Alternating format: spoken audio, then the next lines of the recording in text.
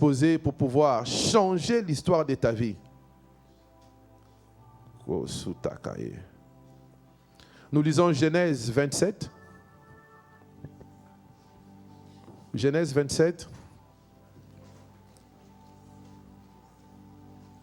Ça sera quand même une bonne longue lecture. En fait, on va lire la Bible. Non, ce n'est pas une longue lecture parce qu'on doit lire les Écritures telles qu'elles sont écrites. Si tu es d'accord avec moi, tu dis Amen. La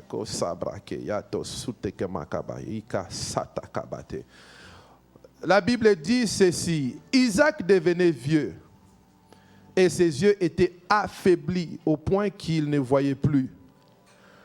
Alors il appela Ésaïe, son fils aîné, et lui dit, « Mon fils ». Il lui répondit, « Me voici ». Isaac dit, « Voici donc je suis vieux, et je ne connais pas les jours de ma mort. Maintenant donc, je t'ai pris.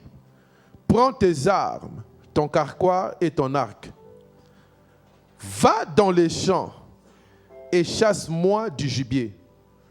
Fais-moi un mets comme j'aime et apporte-le-moi à manger, afin que mon âme te bénisse.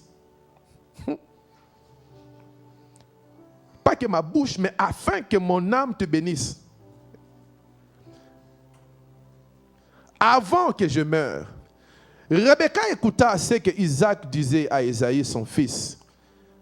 Et Ésaïe s'en alla dans les champs pour chasser du gibier et pour les rapporter. Puis Rebecca dit à Jacob, son fils, « Voici, j'ai entendu ton père qui parlait ainsi à Ésaïe, ton frère. Apporte-moi du gibier et fais-moi un mets que je mangerai et je te bénirai devant l'Éternel avant ma mort. Maintenant, mon fils, écoute ma voix à l'égard de ce que je te commande. Va me prendre au troupeau des bons chevreaux. J'en ferai pour ton père un mets comme il aime, et il t'apportera à manger, et tu apporteras à ton père, et tu apporteras à manger à ton père, afin qu'il te bénisse avant sa mort. » Jacob répondit à sa mère, « Voici Ésaïe, mon frère, est velu, et je n'ai point de poil. Peut-être mon père me touchera-t-il, et je passerai à ses yeux pour un menteur, et je ferai venir sur moi la malédiction et non la bénédiction. » Sa mère lui dit, « Que cette malédiction, mon fils, tombe sur moi. Écoute seulement ma voix et va me les prendre. » Jacob alla les prendre et les apporta à sa mère, qui fut un mets comme son père aimé. Ensuite, Rebecca prit les vêtements d'Ésaïe, son fils aîné, les plus beaux qui se trouvaient à la maison, et les fut mettre à Jacob, son fils cadet. Elle couvrit ses mains de la peau des chevreaux et son cou qui était sans poil. Et elle plaça dans la main de Jacob, son fils, le mets et le pain qu'elle avait préparé. Elle vint vers son père et dit, « Mon père », et Isaac dit, « Mais voici, qui es-tu » Mon fils Jacob répondit à son père, « Je suis Ésaïe, ton fils aîné. J'ai fait ce que tu m'as dit. Lève-toi, je t'ai pris, assieds-toi, mange de mon gibier, afin que ton âme me bénisse. » Isaac dit à son fils, « Et quoi, tu en as déjà trouvé, mon fils ?» Et Jacob répondit, « C'est que l'Éternel, ton Dieu, l'a fait venir vers moi et devant moi. » Isaac dit à Jacob, « Approche donc et que je te touche, mon fils, pour savoir si tu es mon fils Ésaïe ou non. » Jacob s'approcha d'Isaac, son père, qui le toucha et dit, « La voix est la voix de Jacob, mais le main sent le main d'Ésaïe. » Il ne reconnut pas, parce que ce main était velu, comme le main d'Ésaïe, son frère, et il est béni. Il dit, « C'est toi qui es mon fils Ésaïe. » Et Jacob répondit, « C'est moi. » Isaac dit, « Serre-moi et je mange du gibier de mon fils, afin que mon âme te bénisse. » Jacob le servit et il mangea, et lui apporta aussi du vin et il but. Alors Isaac, son père, lui dit, approche donc et baise-moi, mon fils. Jacob s'approcha et le baisa. Isaac sentit l'odeur de vêtements, puis il les bénit et dit, voici l'odeur de mon fils, et comme l'odeur d'un champ que l'Éternel a béni. Que l'Éternel te donne de la rosée du ciel et de la graisse de la terre, du bleu et du vin en abondance, que de peuples te soient soumis et que des nations se prosternent devant toi. Sois le maître de tes frères et que le fils de ta mère se prosterne devant toi. Maudit soit quiconque te maudira et béni soit quiconque te bénira. Amen. Vous savez, je me suis battu avec ce test. J'ai lu et je me suis posé la question, Seigneur, tu as dit à Jacob que j'aimerais te donner la bénédiction de mon âme. Rebecca a entendu Isaac en train de dire à Ésaïe, va chercher un gibier, prépare-le-moi et je te donnerai la bénédiction de mon âme. Cet après-midi, j'aimerais parler sur un sujet que j'ai intitulé la bénédiction de l'Éternel. Je connais, il y a plusieurs d'entre nous qui ont déjà lu et qui lisent toujours Proverbe 10, 22, là où la Bible nous dit que la bénédiction de l'Éternel fait quoi? Enrichit. Et ça ne se fait suivre d'aucun chagrin.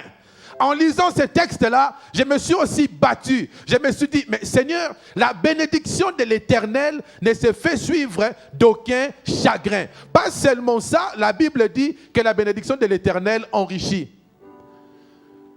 Donc je me suis posé la question, je me suis dit que non. Cela veut dire que la bénédiction, c'est la richesse. Mais en fouillant les Écritures, je me suis rendu compte que cela n'était pas vrai. Lorsque nous lisons cette histoire, nous nous rendons compte d'une chose. Isaac avait beaucoup de biens. Isaac était riche. Isaac avait tout ce qu'il avait. Mais lorsque le moment est arrivé, pour pouvoir partir, pour pouvoir mourir, pour pouvoir aller se reposer, Isaac s'est dit non. Il y a une chose que je dois faire, c'est de pouvoir bénir Ésaïe. Mais Isaac ne savait pas une chose, que l'ordre du vin s'était déjà renversé entre Ésaïe et Jacob. Ésaïe avait déjà vendu son droit d'aînesse. Dans la chair, dans l'âge, Ésaïe était aîné. Dans l'âge, Ésaïe était le grand frère. Mais dans l'esprit, c'était Jacob qui était le grand frère. La bénédiction de l'Éternel. Isaac demande à ce que Ésaïe puisse aller lui chercher du gibier. Regardez un peu le mystère que la Bible nous raconte.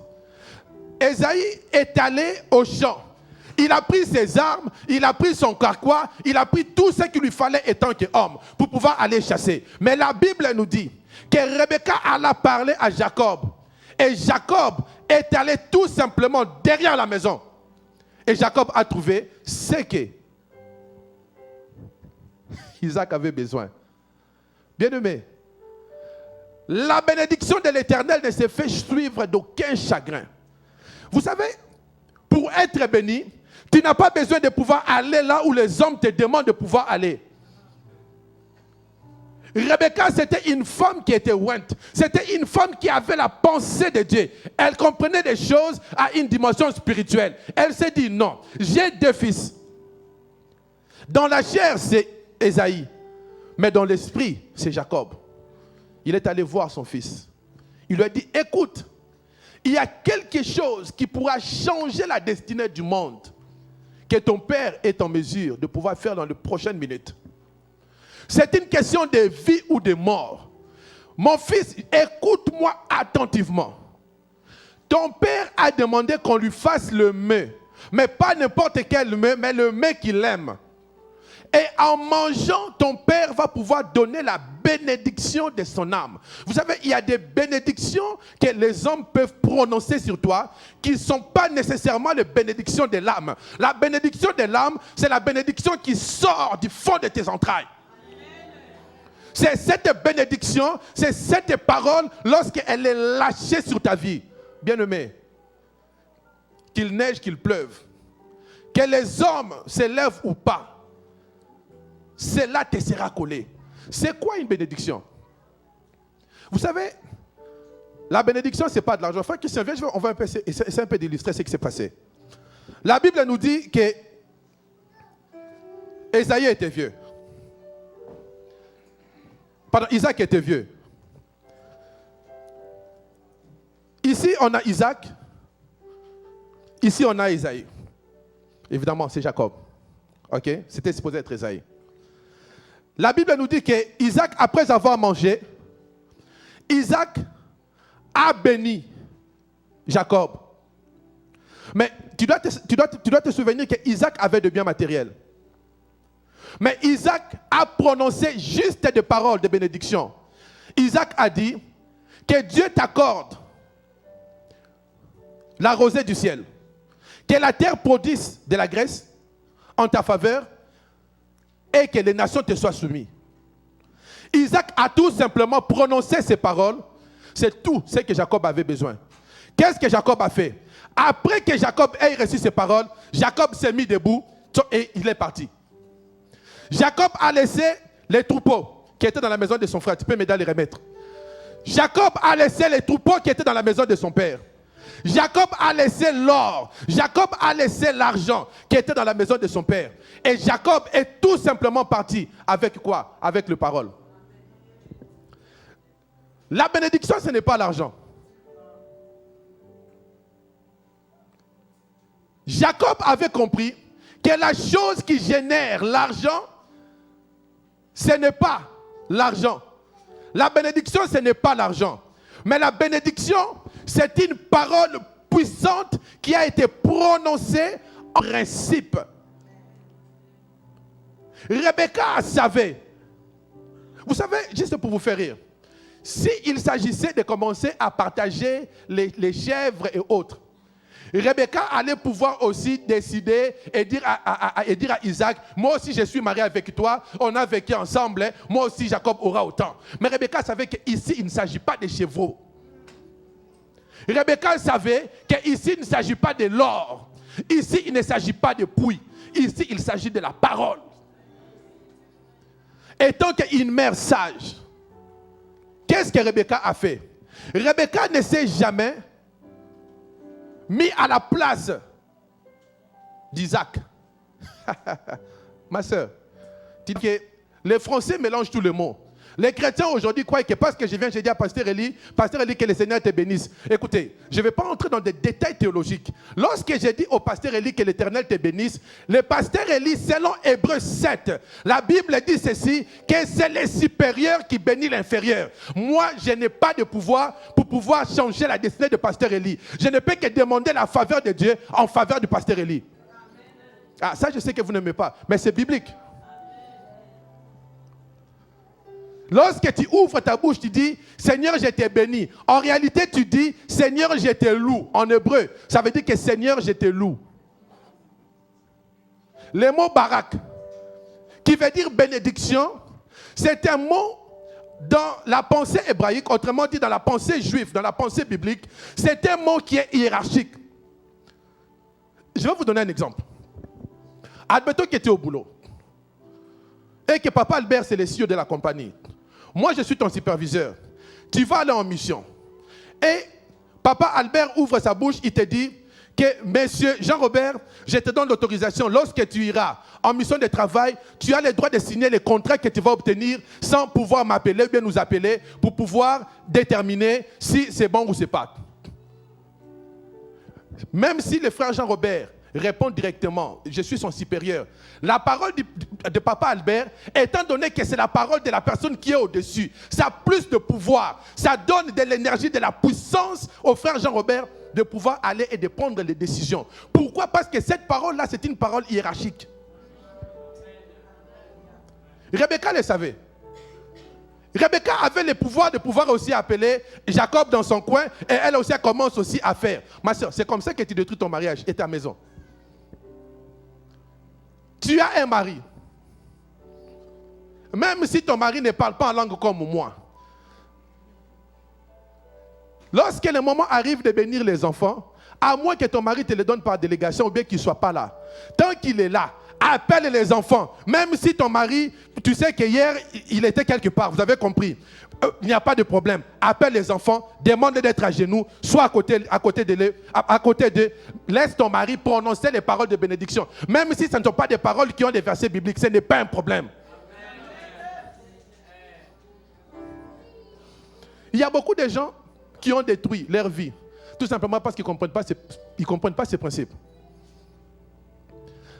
Les paroles de bénédiction sont des paroles qui engendrent une certaine puissance pour pouvoir déblayer tout ce qui est sur le chemin d'un homme, lorsqu'un homme évolue et avance.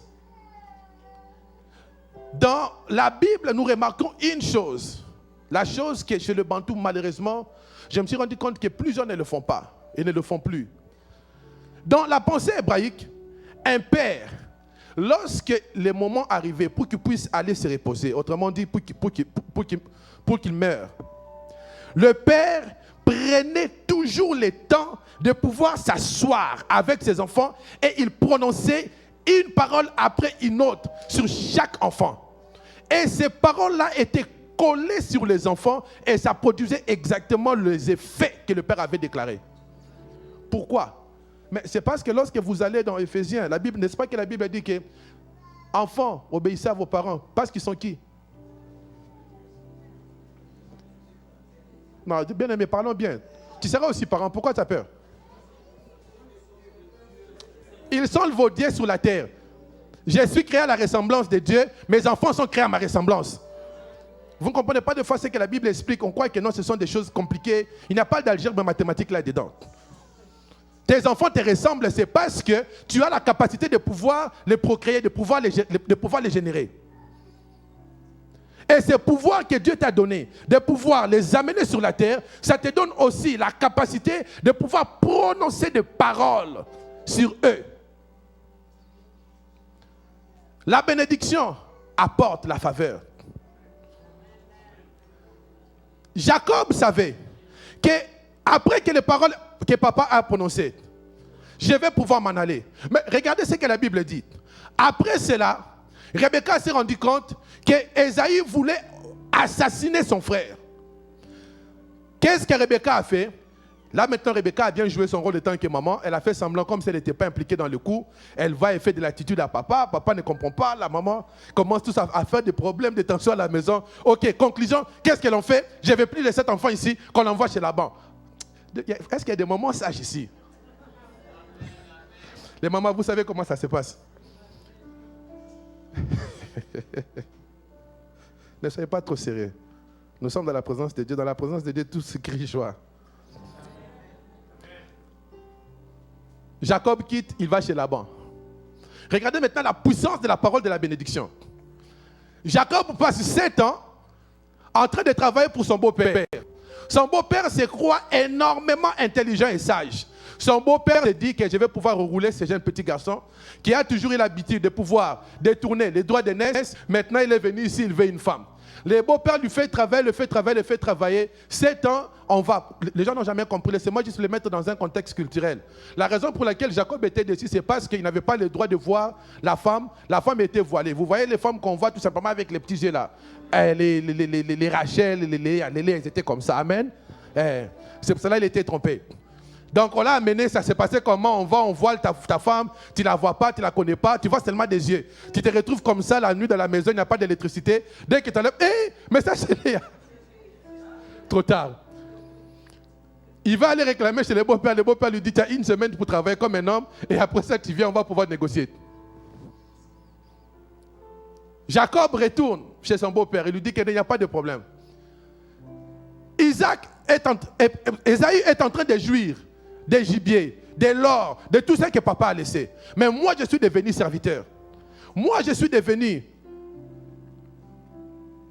quelqu'un qui doit travailler durement pour pouvoir gagner ma vie. Il sait qu'il n'y a pas de problème. Ce qui m'importe, ce sont les paroles que papa avait prononcées. 7 ans est passé. Il se retrouve 8 ans en train de travailler maintenant pour Rachel. 9 ans, 10 ans, 11 ans, 12 ans, 13 ans, 14 ans. Il va se présenter chez son beau-père. Beau papa, maintenant ça va, ça va. Tu peux me donner Rachel. Voici Rachel. Le temps maintenant de pouvoir négocier arrive. Voici ce que la bénédiction fera dans ta vie. Jacob se retrouve devant Laban. Il commence à négocier. Il dit à Laban, ok, j'ai beaucoup travaillé pour toi. Quel est mon salaire? Laban qui se croit tellement sage. Il demande à Jacob, qu'est-ce que tu veux? Jacob réfléchit. Ok, il n'y a pas de problème, on va pouvoir utiliser la théorie des chèvres ou des troupeaux entachés. Les beaux-pères se regardent comme ça, avec les yeux physiques. Souvenez-vous, je vous ai dit que la bénédiction, c'est une substance spirituelle. La richesse, c'est une substance matérielle que l'homme voit. Mais la bénédiction, c'est une substance spirituelle. C'est une force, une synergie qui conduit un homme à pouvoir entrer dans sa destinée. Laban oublie que ce petit Jacob-là, il y a un homme qui avait déclaré sur sa vie que la terre produira de la graisse. Ça veut dire que toi, Jacob, lorsque tu touches un animal, cet animal-là, même s'il y a la famine, cet animal-là doit gagner du poids. Toi, Jacob, là où il y a la famine, là où il n'y a plus de soleil, là où il n'y a plus de pluie, là où il n'y a plus je ne sais pas quoi, lorsque tu descends sur cette terre-là, le Dieu qui met à Paris envoyera la rosée du ciel. Hey. La première des choses que la bénédiction amène, c'est la faveur. La deuxième des choses, c'est la richesse. Mais maintenant, regardez la richesse, comment est-ce que ça s'est créé. Jacob n'a pas été demandé à son beau-père de lui donner de l'argent. Mais le Dieu que Jacob servait a donné à Jacob des idées, ce qu'on appelle de l'intelligence. Bien-aimé, l'argent, ce n'est rien d'autre qu'une idée. J'aimerais prendre 2 ou 3 minutes pour partager avec nous les secrets de l'argent. Vous savez, j'ai tellement vu des chrétiens prier. Mais bien aimé, la raison pour laquelle tes prières ne produisent rien, c'est parce que tu pries à contre-vente. L'argent, c'est ça. Vous savez ça? C'était un arbre. C'est ça l'argent. Là où toi tu vois seulement le manguier, un homme qui a l'argent voit le trône de l'arbre. Et lorsqu'il voit le trône de l'arbre, toi tu vois tout simplement que j'ai mangé la mangue, j'ai jeté. Lui il voit qu'il peut scier, il peut raboter, il peut arranger cet arbre. Et après avoir arrangé l'arbre, il va pouvoir le rendre quelque chose d'utile pour pouvoir bâtir cette maison. Et là, ça s'est converti en argent. Jacob n'avait pas besoin que son beau-père lui dise que mon petit-fils, mon beau-fils, écoute, tu as beaucoup travaillé, voici maintenant je te donne toute ma richesse. Jacob n'avait pas besoin de ça. L'ange de l'Éternel a encore visité Jacob. Il s'est regardé et s'est dit, hé, voici. Il dit à son beau-père, ceux qui sont achetés, c'est à moi. Ceux qui sont bien, c'est à toi. Bien-aimé, la production de la richesse ne vient jamais à travers des choses qui frappent les yeux. La raison pour laquelle tu meurs pauvre, c'est parce que tu cherches à amener une idée qui va pouvoir révolutionner les choses. Bien-aimé, Facebook avait tout simplement compris que les gens aiment les photos, plaçons tout simplement les photos. Sûrement qu'il avait une copine qui aimait beaucoup les photos. Si les hommes n'aiment pas les photos, les femmes aiment les photos. Et alors, comme ce sont les photos et que les femmes aiment apparaître belles, elles vont commencer à aller toucher leurs photos et elles vont toujours mettre les plus belles photos. Et les hommes qui aiment les photos vont commencer à aller regarder les photos. Et en conséquence, je deviens milliardaire. C'est ça l'argent. C'est ça l'argent. Arrête de commencer et de continuer à faire tes prières. Seigneur, bénis-moi. Non. Seigneur, donne-moi des idées. Papa, comment tu pries pour tes enfants? Lorsque tu tiens ton fils, arrête de prier des prières manches courtes. Seigneur, que tu bénisses mon fils avec 10 000 $. Mais tu es malade. 10 000 $ dans 20 ans, ça va dévaluer. Seigneur, rends ces garçons créatifs. Crée en lui une capacité de pouvoir concevoir des choses que le monde n'a jamais conçues.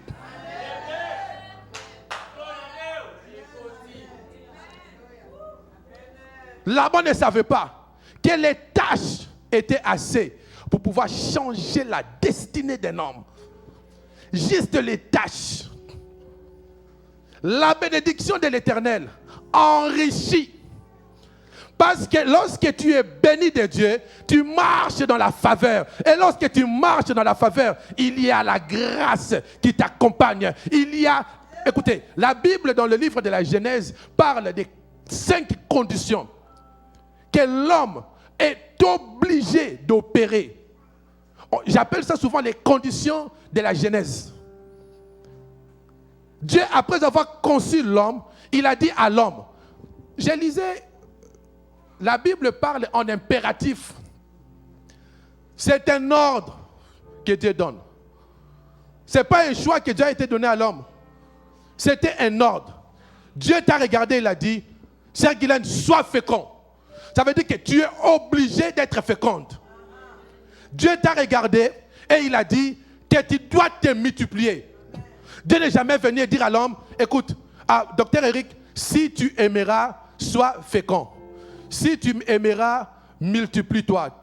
Lorsque tu prieras beaucoup, tu vas pouvoir assujettir. Et lorsque tu gêneras beaucoup, tu vas pouvoir dominer. La Bible n'a jamais dit ça. À peine que Dieu a terminé de créer l'homme, Dieu a donné l'ordre à l'homme. Je te dis, étant donné que tu as été créé à mon image, à ma ressemblance, voici ce que je fais. Je te bénis. Et cette bénédiction te rendra fécond. La fécondité, ce n'est pas seulement sur le plan biologique. La fécondité, c'est même dans les affaires. Ne soyons pas seulement féconds, trop spirituels. Je suis seulement fécond en train de prier, en train de générer des enfants spirituels. C'est très bon pour aller au ciel. Bien aimé, générer aussi de l'argent. Ah, j'ai dit amen. Si vous n'êtes pas d'accord, alors pourquoi on se bat tout le temps pour chercher à payer des affaires ici?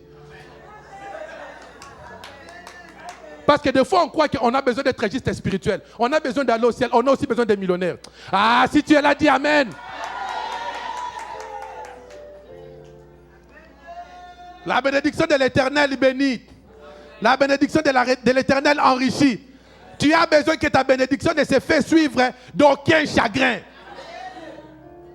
D'aucun chagrin. D'aucun chagrin, ça veut tout simplement dire que lorsque toi tu marches dans ta bénédiction, que les hommes parlent, que les hommes te frappent, que les hommes te maudissent, ça n'a absolument aucun effet.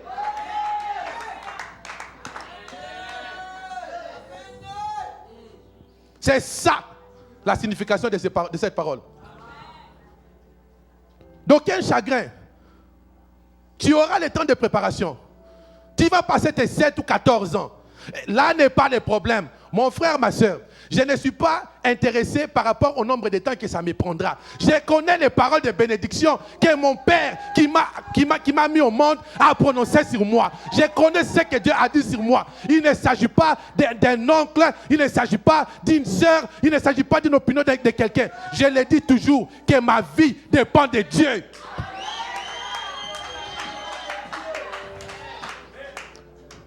Esaïe pouvait rester. Sûrement qu'il avait maudit. Parce que la Bible dit qu'il était fort. Il avait sûrement maudit. Ça n'a rien changé. Papa a déjà parlé. Isaac le savait. Que ces paroles, lorsque ça tombe sur la terre, ça doit produire un fruit. Je déclare que toutes les paroles de bénédiction qui ont été prononcées sur ta vie, que cela produise des fruits au nom de Jésus.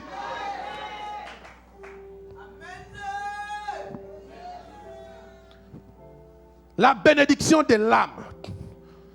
Laisse-moi partager avec toi le secret. Comment est-ce que tu peux provoquer la bénédiction de l'âme? Souvent, on lit ce verset, on ne comprend pas ce que cela veut dire. Melchisedec Et Abraham était beaucoup plus riche de très loin que Melchisedec. Oubliez aussi disant qu'il était roi. La richesse qu'Abraham avait, c'était une richesse qui transformait des zones géographiques lorsqu'il arrivait dans votre comté, comme les Québécois le disent, dans votre pays. Raison pour laquelle Abraham avait des hommes forts capables de pouvoir aller faire la guerre contre d'autres rois et les battre et les gagner et apporter tout ce qui les appartenait. Mais regardez ce que la Bible dit. Abraham, après avoir remporté la victoire, en rentrant, il s'est rencontré avec Melchisedec, le roi de Salem. Melchisedec qui se présente devant Abraham. Abraham regarde Melchisedec. Abraham comprend une chose. Cet homme, j'ai plus d'argent que lui. J'ai peut-être plus d'influence que lui. J'ai peut-être beaucoup plus, je ne sais pas de quoi tu peux le nommer que lui. Mais il y a une chose que la Bible dit par rapport à Melchisedec. Il n'était pas seulement roi de Salem, il était sacrificateur du Très-Haut. Alléluia. Abraham avait compris que les paroles de bénédiction de Melchisedec ne sont plus, en fait, ok, laissez-moi les mettre en contexte, parce que c'est trop lourd. Je vais pouvoir, laissez-moi me décompresser comme ça, je vais pouvoir vous donner réellement. Abraham a compris une chose. Dans la nature, je suis peut-être plus grand que Melchisedec, mais dans l'esprit, il est plus supérieur que moi. Laissez-moi lui offrir la taxe, laissez-moi lui offrir la dîme, de manière à ce qu'il me bénisse. Pourquoi? Parce qu'Abraham savait qu'en posant cet acte-là, il allait pouvoir pousser Melchisedec à pouvoir prononcer la bénédiction de l'âme. Ça veut dire que c'était une bénédiction qui n'est pas seulement de ce que quelqu'un passe sur la rue, que le Seigneur te bénisse. Non. Qu'est-ce que j'essaie de dire ici? Mon frère, ma soeur, la bénédiction, des fois, pour pouvoir l'obtenir, tu dois être violent. Amen.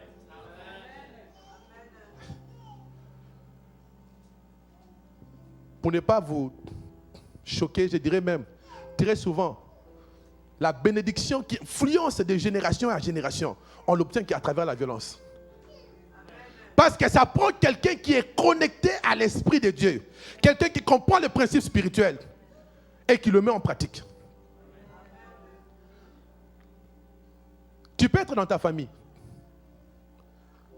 Je te l'ai dit, je te garantis que ton père, ta mère, parlons tout d'abord d'une manière hiérarchique. Je répète encore, même si ton père ou ta mère n'est pas hyper spirituel que toi, ils ne connaissent pas tous les cantiques que tu chantes, je te garantis que la bénédiction de l'âme qui vient des entrailles de ton père, cette parole-là, lorsqu'elle est lâchée sur toi, ça va affecter des générations et des générations dans ta vie. Provoque-le. Provoque-le. Isaac avait de l'argent. Il n'avait pas besoin qu'Ésaïe puisse l'amener encore d'autres troupeaux. Mais il avait juste besoin de pouvoir manger. Juste un sel qu'Ésaïe devait mettre dans le repas.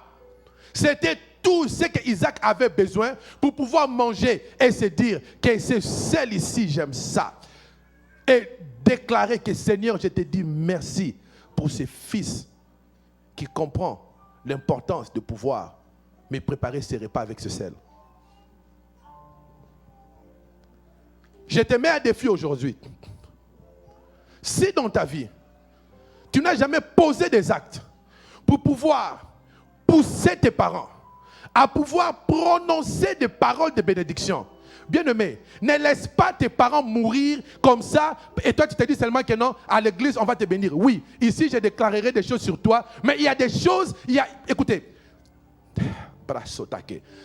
Jacob n'a pas seulement reçu la bénédiction pour aller régner dans des nations, il a aussi reçu une bénédiction pour pouvoir dominer dans sa famille. Bien-aimé, tu es là. désires dans ta famille de pouvoir être la réponse à la prière des autres. Vous n'avez pas compris, je t'explique. Ne sois pas seulement la personne qui est content qu'on connaît un oncle. Cet oncle-là a de l'argent. Lorsque quelqu'un meurt dans la famille, tonton Benoît va faire. Non, je déclare sur ma vie que je suis le tonton Benoît de ma famille. Lorsqu'il y a des problèmes, les gens doivent composer mon numéro et je réponds. Et lorsque je réponds, c'est comme si rien n'était. Oh non, tonton, on a besoin de ça. Oh, il n'y a pas de problème. Même s'il me reste que $20, il n'y a pas de problème. Il me transfère directement. Frère, sois aussi content. Vous savez, des fois, on est tellement trop chrétien qu'on commence à quoi? Oh, les biens matériels vont t'amener le pas. Bien aimé, tant que tu vis sur la terre, les biens matériels, tu en auras besoin. Tant que les églises existeront, Dieu veut que tu puisses régner financièrement. Tu veux faire un test d'être trop spirituel? Arrêtons de travailler, soyons juste spirituels. Et on va voir si ce morgue sera payé par les anges. Je te dis non.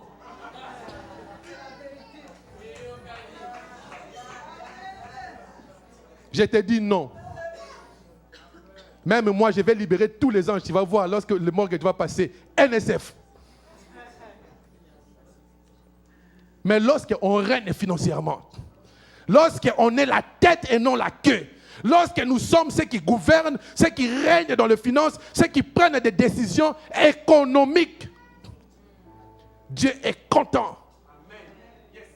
On est là, on se plaint tout le temps. Oh, le programme de l'éducation sexuelle est sorti en Ontario. Laissez-moi vous dire, je travaille à l'ordre. Il n'y a aucun chrétien qui est au top. Oh. On va toujours continuer à jeûner ici. Bien aimé, je n'aimerais pas vous décourager, mais nos prières auront des bétons pour pouvoir foncer. Pourquoi? Parce que les chrétiens ne produisent pas des élites. On produit que des élites spirituelles en cherchant à aller au ciel. Dieu a besoin aussi qu'on puisse produire aussi des élites pour pouvoir aussi prendre possession de la société. On va prier. Bien aimé, moi si j'aime continuer à prier, mais je vous dis, là-bas, ça se décide. On prie, on met des banderoles, ça se décide. Produisons des politiciens. Produisons des politiciens. Produisons des enseignants qui seront influents. Ne soyons pas seulement contents. En passant, les dons spirituels sont faits pour pouvoir être utilisés pour l'épanouissement. Ce n'est pas seulement pour pouvoir voir des anges et faire tomber les gens. Si toi tu vas prier pour que Dieu te donne l'onction parce que tu crois que tu vas commencer à venir ici, frère, tu vas commencer à organiser des réunions chaque jour pour chercher à faire tomber les gens. Moi, je n'ai pas besoin de ça.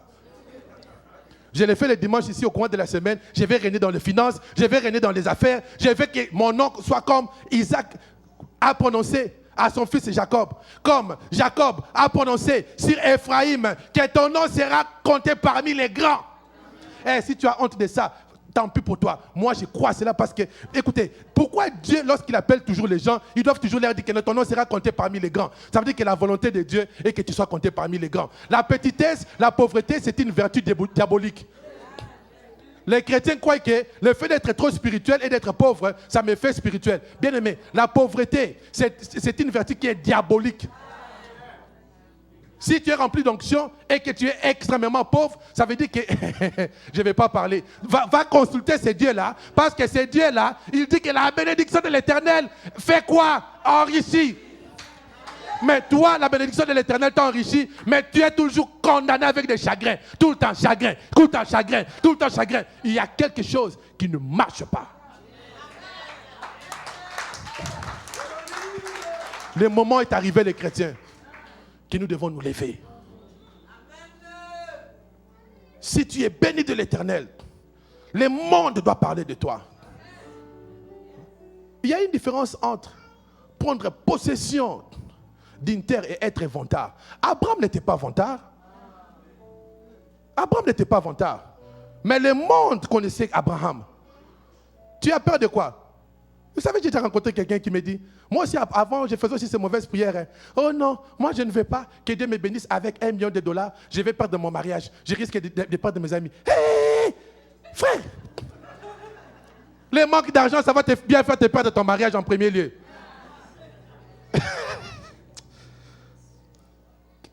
Ok, je garde ça pour d'autres raisons. Mes jeunes frères, au même moment que vous travaillez pour grandir spirituellement, travaillez sérieusement pour être très bien assis financièrement. Ça va préserver vos mariages. Et si tu crois, tu dis Amen. Hey. Aujourd'hui, tu n'as plus le temps de pouvoir aller avec ton carquois, aller tirer. Les carquois, c'est la carte débit. Tu ne m'as pas saisi. Tu n'as plus besoin de carquois pour tirer sur un gibier. Ton carquois, c'est ta carte. Maintenant, toi, tu n'as jamais de carquois. Tu n'as pas de flèche pour pouvoir tout le temps tuer les gibiers. Mais mon frère, à un moment donné... Est-ce qu'il y a quelqu'un qui comprend quelque chose?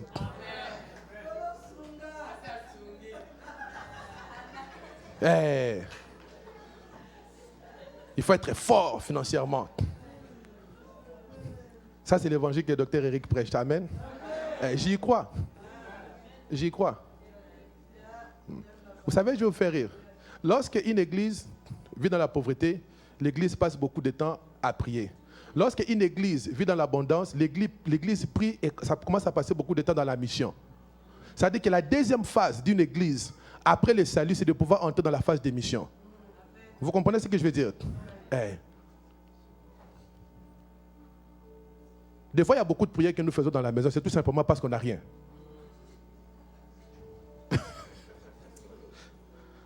C'est parce qu'on n'a rien. Tu pries tellement beaucoup. Frère, tu dois connaître les hommes influents. Mais si c'est dès qu'il savait, il connaissait Abraham. C'est pour cela qu'il lui a identifié. Mais si c'est dès qu'il doit aussi te connaître. Change de milieu. Trouve-toi des gens qui sont influents. C'est bon. Ok? Dans ton travail, tu dois aussi connaître les CEO. Il ne faut pas seulement, toi, tu connais seulement les team leaders. C'est la personne que tu connais tout simplement. Tu dois aussi connaître les CEO. Des fois, dans les coulisses, dans l'ascenseur, vous prenez aussi un selfie avec ton CEO. La bénédiction de l'Éternel, elle enrichit. J'ai parlé de pouvoir obtenir la bénédiction de l'âme à travers un acte qui peut pousser tes parents à pouvoir prononcer des paroles.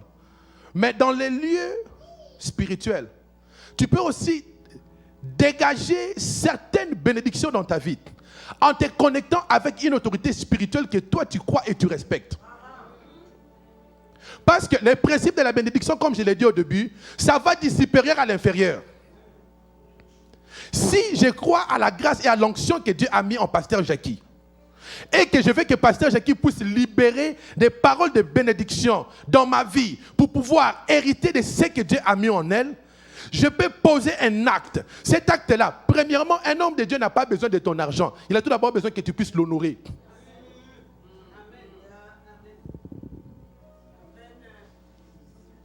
Tu peux amener ta voiture, aller donner à un homme de Dieu, mais si tu le déshonores, ça va t'attirer des malédictions.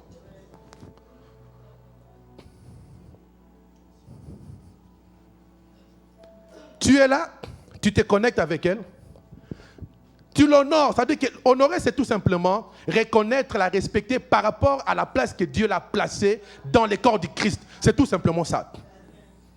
Honorer ici, on n'est pas dans une église. Vous savez, on a grandi avec notre père ici à l'église. On ne parle pas des histoires de commencer, tu vois qu'un pasteur descend, tu cours vite. Non, on ne parle pas de ça. On ne parle pas de ça. Ce n'est pas ça ce que je veux dire. N'allez pas commencer à aller dire que non, on commence à chercher à nous imposer ce que les gens font au Congo. Ok? Tu reconnais la grâce que Dieu a mis dans la personne. Après avoir reconnu la grâce, dépendamment maintenant de ce que tu désires, tu peux te connecter à cette bénédiction, autrement dit, pousser la personne à libérer ses paroles de bénédiction, soit à travers ton service ou à travers un geste. Lorsque tu sers un homme que Dieu a placé quelque part pour pouvoir servir le corps du Christ, à travers ton service, cet homme-là se rend compte que son travail devient beaucoup plus léger. Il arrivera un jour où cet homme-là va se réveiller comme ça, il va te regarder et il va dégager des paroles sur ta vie. Et ces paroles-là vont produire des effets. Bien-aimés, souvenez-vous de 14 à 7 ans. Pour Ésaïe, il avait crié qu'il vient de payer les prix de la malédiction de ce qu'il avait fait. Mais Ésaïe ne savait pas que c'était le commencement pour pouvoir préparer la lignée de Christ. Ça, dans les yeux physiques, ça ne voulait absolument rien dire. Mais dans le monde spirituel, c'était quelque chose qui devait commencer. Cet après-midi, je suis venu t'annoncer que Dieu a un plan pour toi. Je ne sais pas quelles sont les paroles que les hommes ont déclarées sur toi. Je vais pouvoir faire quelques déclarations prophétiques qu'on va pouvoir arrêter. Je m'en fous de ce que les hommes ont déclaré sur ta destinée. J'aimerais te dire que tu as été créé pour un but et que la parole de Dieu dit qu'avant que tu sois créé, j'étais connu et que tu hérites aussi de la bénédiction de la Genèse qu'il dit que vas-y, sois fécond, vas-y, multiplie-toi, vas-y, tu as l'autorité d'assujettir, vas-y, tu as le pouvoir de pouvoir dominer. Assujettir, ça veut dire que tu prends possession. C'est pour cela que vous allez voir dans le langage hébraïque, lorsqu'un père bénissait, c'était tout le temps que tu vas pouvoir dominer sur les nations. Pourquoi? Parce qu'il était important pour un homme, là où il habite, qu'il puisse contrôler les territoires, là où il habite. Je déclare qu'à partir d'aujourd'hui, que tu puisses contrôler le monde des finances dans ta vie. Que tes finances te soient assujetties. Que tu sois la personne bien-aimée. La bénédiction de l'Éternel te permettra de pouvoir accéder à une dimension. Peut-être dans ta vie, tu n'as jamais refusé un emploi. Je déclare que sur ta vie, que tu atteignes ce niveau où il y a des postes qui se présentent. Tu dis que ça je veux, ça je ne veux pas. Et si tu le crois, dis au nom de Jésus. Je ne peux que vous libérer ce que moi-même j'ai. Ma vie est une faveur. J'ai vu la main de Dieu me tirer du néant et me fortifier chaque jour de ma vie. Ma prière est que tu sois la personne qui décide aussi de ce que tu dois acheter. Ne sois pas toujours la personne qui est le prix, décide de ce que tu dois acheter. Décide aussi ce que toi tu vas... Est-ce que quelqu'un qui me saisit? C'est ça, ce que la Bible dit, par dominer. C'est ça, dominer. Pourquoi toi, tu dois toujours acheter les voitures quand tu as dit toujours que c'est accidenté? Moi-même, j'en vendais à l'époque. Mais ça doit aussi finir. Tu dois aussi atteindre un niveau où tu te regardes avec ton épouse, tu dis que chérie, moi j'aime la Chevrolet. L'autre dit non, moi j'aime... bon, je ne vais pas parler, pardon seulement. Non, moi j'aime la Mercedes 500. L'autre qui dit, moi j'aime la 530. Vous tirez maintenant une conclusion, on va acheter la 520. Ok chérie? Oui, ok chérie. Vous allez chez les dealers, vous prenez la Mercedes 520. Chérie, tu aimes ça? J'aime ça. Achète aussi des voitures, tu décides aussi des options. Pourquoi toi c'est seulement les options des véhicules qui doivent décider ce que toi tu dois conduire? Parce que la Bible dit que celui qui est béni, la bénédiction ne se fait suivre d'aucun chagrin. Et c'est ça le plan de Dieu pour ta vie. On va pouvoir se mettre debout, on va pouvoir prier.